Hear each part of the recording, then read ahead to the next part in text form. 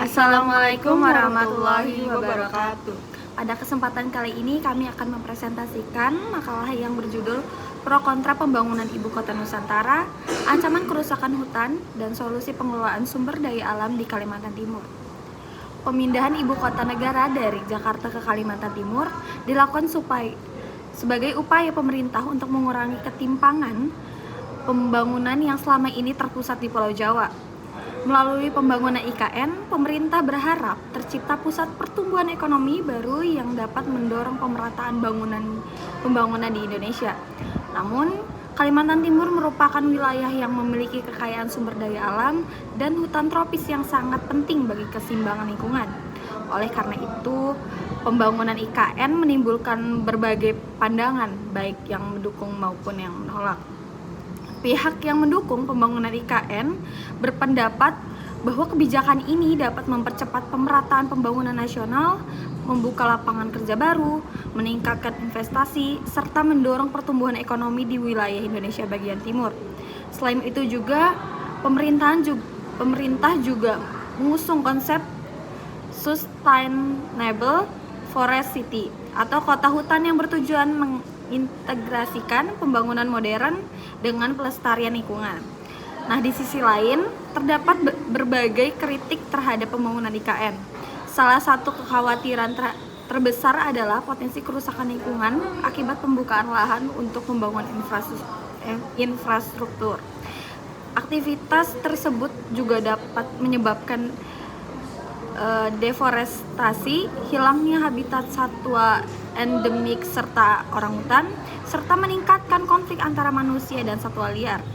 Selain itu, terdapat kekhawatiran mengenai hak-hak masyarakat adat dan masyarakat lokal yang telah lama tinggal dan menggantungkan hidupnya pada sumber daya alam di wilayah tersebut. Nah, berdasarkan hasil analisisnya, ancaman terberat dalam pengelolaan sumber daya alam yang akibat pembangunan IKN dan adalah kerusakan ekosistem hutan yang disebabkan oleh alih fungsi lahan dan pembangunan infrastruktur dalam skala besar. Nah, mulai dari pembangunan jalan, kawasan pemerintah, dan fasilitas pendukung lainnya juga dapat menyebabkan fragmentasi habitat satwa serta mengurangi fungsi hutan sebagai penyerap karbon dan pengatur tata air. Apabila tidak dikelola dengan baik, kondisi ini dapat menimbulkan berbagai permasalahan lingkungan di masa depan. Selain masalah lingkungan, pembangunan IKN juga berpotensi menimbulkan konflik agraria. Banyak masyarakat lokal yang menguasai tanah secara turun-temurun, tetapi belum memiliki sertifikat resmi. Kondisi tersebut membuat mereka rentan kehilangan hak atas tanah ketika proses pengadaan lahan untuk pembangunan dilakukan.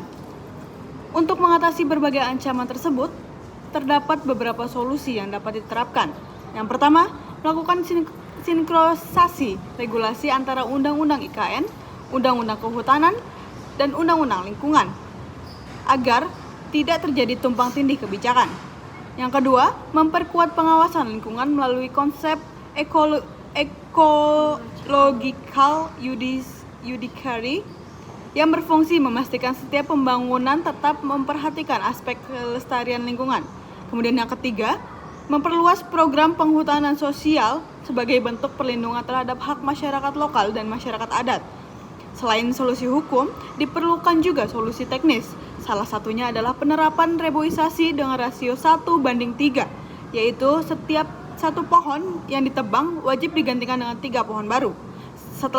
Selain itu, pengawasan terhadap proses restorasi hutan dapat dilakukan menggunakan teknologi satelit agar lebih transparan dan dapat dipantau oleh masyarakat. Sebagai kesimpulan, pembangunan IKN memiliki tujuan yang baik dalam mewujudkan pemerataan pembangunan nasional. Namun, pelaksanaannya harus tetap memperhatikan kelestarian lingkungan dan juga perlindungan hak-hak masyarakat lokal. Dengan adanya regulasi yang kuat, pengawasan yang efektif, serta komitmen terhadap kelestarian hutan, pembangunan IKN diharapkan dapat berjalan seimbang antara kepentingan pembangunan dan juga keberlangsungan lingkungan. Sekian presentasi dari kami. Terima kasih atas perhatian yang diberikan. Wassalamualaikum warahmatullahi wabarakatuh.